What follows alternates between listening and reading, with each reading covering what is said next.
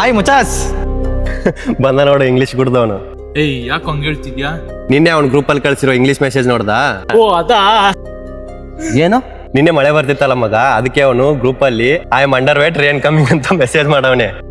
English ಬರ್ಲಿಲ್ಲ ಅಂತ ಏನೋ ನಿನ್ ತಿರ್ಪೇಶೋಕೆ.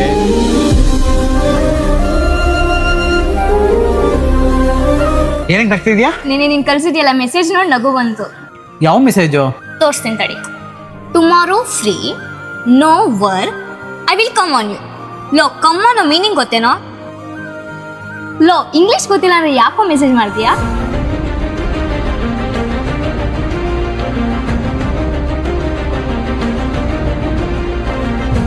ಯಾಕೋ ಏನಾಯ್ತು? ಲೋ ಮಗ, ನನಗೆ ಇಂಗ್ಲೀಷ್ ಬರಲ್ಲ ಅಂತ ನಮ್ಮ ಹುಡುಗರು ಆಡ್ಕೊಂಡ್ರು ಓಕೆ ಮಗ, ನಮ್ಮ ಹುಡುಗಿನೂ ಆಡ್ಕೊಂಡ್ಬಿಟ್ಲು ಕಣೋ. ಲೋ ಮಗ, ನಾನು ಓದಿದ್ದು ಇಂಗ್ಲೀಷ್ ಮೀಡಿಯಮೇ ಕಣೋ, ಆದರೆ ನನ್ನ ಮಕ್ಕಳು ನನ್ನ ಫ್ರೆಂಡ್ಸು ಸ್ಕೂಲಲ್ಲಾಗಲಿ ಕಾಲೇಜಲ್ಲಾಗಲಿ ನಾನು ಇಂಗ್ಲೀಷ್ ಮಾತಾಡೋಕ್ಕೆ ಬಿಟ್ಟಿಲ್ಲ ಕಣೋ. ಆದರೆ ನನಗೆ ಏನು ಮಾಡಬೇಕು ಗೊತ್ತಾಗ್ತಿಲ್ಲ ಮಗ. ಸರಿ ಫೋನ್ ಕೊಡು.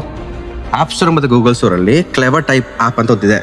ಈ ಆ್ಯಪಲ್ಲಿ ನೀನು ಅರ್ಕು ಬರ್ಕು ಇಂಗ್ಲೀಷ್ನ ಟೈಪ್ ಮಾಡಿಬಿಟ್ಟು ಇದು ನೈಕೋ ಕ್ಲಿಕ್ ಮಾಡಿಬಿಟ್ರೆ ಈ ಆ್ಯಪ್ ನೀಟಾಗಿ ಸೆಟ್ ಮಾಡಿಬಿಡುತ್ತೆ. ಅದಲ್ದಲೆ ನಿಂಗೆ ಯಾವ ಥರ ಬೇಕಾದರೂ ಆ ಥರ ಪ್ರೊಫೆಷನ್ನು, ಫನ್ನಿ, ಕಾಮಿಡಿ ಯಾವ ಥರ ಬೇಕೋ ಆ ಥರ ನೀವು ಮಾಡ್ಕೊಬೋದು. ಅದಲ್ದಲೆ ಇದರಲ್ಲಿ ಚಾಟ್ ಜಿಪಿಟಿ ಇನ್ಬಿಲ್ಟ್ ಫೀಚರ್ ಇದೆ. ನಿಮ್ಗೆ ಯಾವುದೇ ಫಾರ್ಮಲ್ ಮೆಸೇಜ್ಗಳನ್ನ ನೀಟಾಗಿ ಕಳಿಸ್ಬೋದು. ನಾವಿರೋದು ಕರ್ನಾಟಕದಲ್ಲಿ, ನಮ್ಮ ಮಾತೃಭಾಷೆ ಕನ್ನಡ ಆಗಿದ್ರು ನಾವು ಸರಿಗೆ ಇಂಗ್ಲೀಷ್ ಮಾತಾಡಿಲ್ಲ ಅಂದರೆ ಕೀಳಾಗಿ ನೋಡ್ತಾರೆ.